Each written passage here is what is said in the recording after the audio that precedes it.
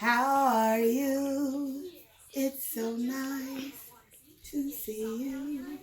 We'll play and be happy that we're all here together again. Hello, boys and girls, and welcome back. It is Tuesday, and we're ready to push right on through our ELA work. Yesterday, we refreshed ourselves with the punctuation marks that we're working on. We've worked on our period, our teller. We see that at the end of statements, telling sentences, right? And that period lets us know that that thought has completed itself, it's finished, and that we need to stop reading to prepare to switch into another thought or another sentence. Here's our question mark. It's our asker. We usually place it at the end of an asking sentence, right? Something that's requiring communication back. Today, you're going to be introduced to your next punctuation mark, which is our shower. I call this one our shower. It's our exclamation point. Exclamation point. I call our exclamation point a shower because it is something that I would say we use when there is an overwhelming amount of emotion presented in a sentence, right? So it could be excitement, it could be fear, it could be anger, any of those overwhelming feelings that are present in the sentence. Most of the time they're going to use an exclamation mark, right? So if I were to say, I'm mad. If I want to express to you the heaviness of that emotion, I'm going to use the exclamation mark. I'm mad, right? Exclamation mark. It is a telling sentence, though. But if I were to put a period at the end, this is the way it would sound. I'm mad. Doesn't give you as much power, right? That exclamation mark is going to show the emotion. And so that's why we have this here, and that's why we use it for our overwhelming feeling sentences. And I say overwhelming feelings because it's not just surprise or shock. It could be any overwhelming feeling. I'm going to see that exclamation mark show up, okay? So this week, while you're building some of your sentences, I want you to think about what message you're sending in the sentences that you're creating. Are you going to use a period? Is it a teller? Are you going to use the exclamation mark? Do you want overwhelming feeling? Are you going to use a question mark? Is it asking something?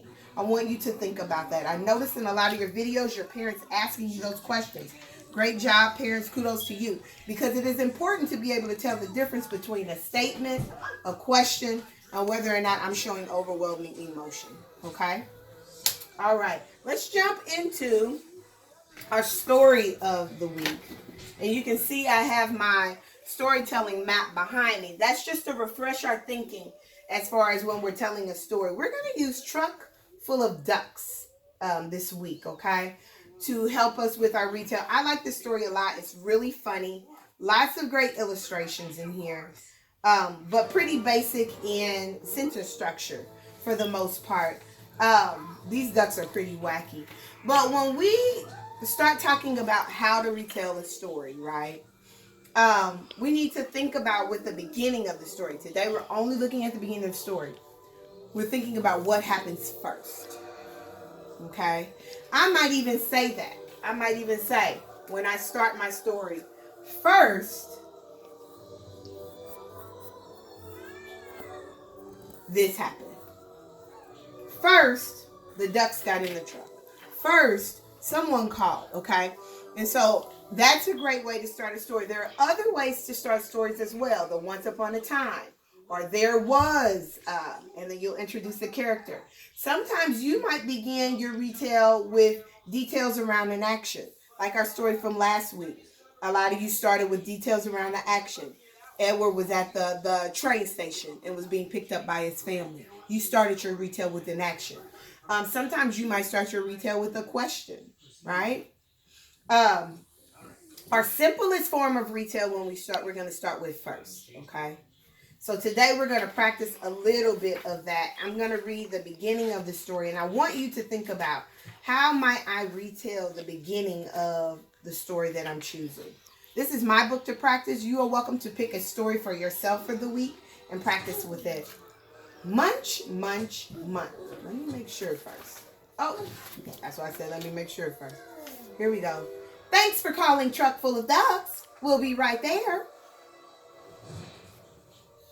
except he's receiving a job for his ducks over here. Oh, they'll be right there. Oh, they didn't give us any details, though. It says 1 truck full of ducks. We've got that covered. And then he's writing down the address, but we can't see the address yet, so I'm not sure where we're going. Munch, munch, munch. Oh, no. The directions. What happened? The duck has eaten the directions. Oh, does that pose a problem? So this is one of the stories where right away we get an idea of what the plot is going to be stemmed around, right? We know our main character. We have our delivery driver. And then we have our ducks here back in the truck. The ducks are what's posing the issue right here, right? Specifically that duck. Don't worry, ducks. We'll find the customer. Oh, look at that. Creates a little bit of confusion. This way or that way? Not so sure. Did you call for a truck full of ducks? No, not me. I called for a mail truck. Oh, she's selling her. She's trying to ship her brother away. Oh, that's funny. Did you call for trucks full of ducks? The duck truck. Not me, buddy. I called for a dump truck. And here's Humpty Dumpty's dump truck. This is a funny book. Look at all those connections with other stories that we're noticing. Now, in my retail, would I determine this as most important to share? Probably not. It's just a funny little quirky thing that they've added to the story to give a little extra humor. But definitely I would remember that the duck ate the directions. I will remember that he's checking with other people to see if they've called for this truck full of ducks. And the first girl said, nope, looking for the mail truck. She's mailing away her brother. Nope, looking for a dump truck at the construction site. That makes sense, though. Did you call for a truck full of ducks? No, dude, not us. We called for an ice cream truck.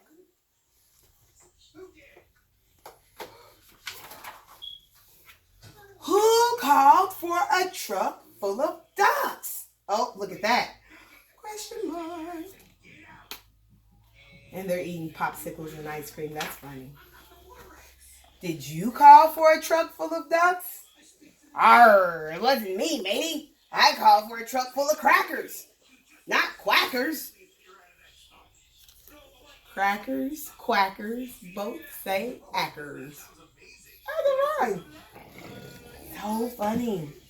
So many details in that. Let's go back and take a look because we're going to stop reading right there. Let's go back and take a look. Most important information to tell. We're going to make sure that we include about him receiving the call in for a truck full of ducks. We're going to include the information about the duck munching on the directions. Now they're not sure which way to go. We want to include the piece about asking the first character, do they need the truck? And she says, no, I need a mail truck. I'm going to add the details about him checking at a construction site. They said, no, they needed a dump truck.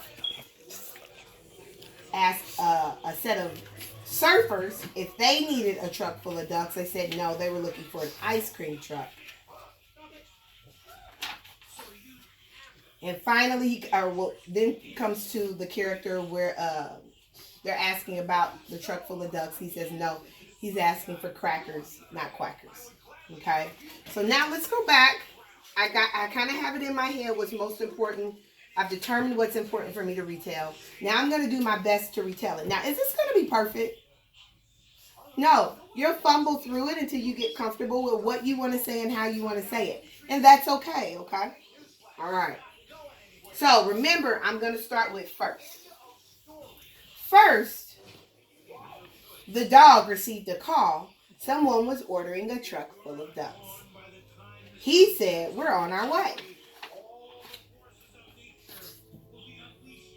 Then they got into the truck and headed towards the customer, except one of the ducks ate the directions.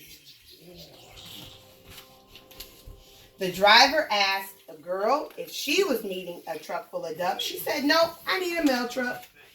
He asked a construction worker, and the construction worker said, nope, I need a dump truck.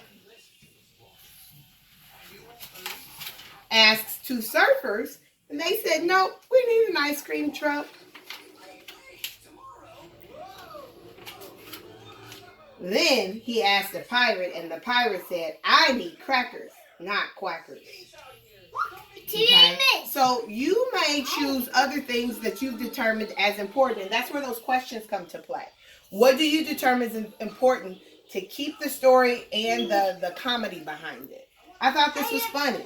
So I wanted to make sure I included it in my retell. I want you to think about how to retell. And remember, at the beginning of the story, I want you to start with first and then tell me what happened, okay?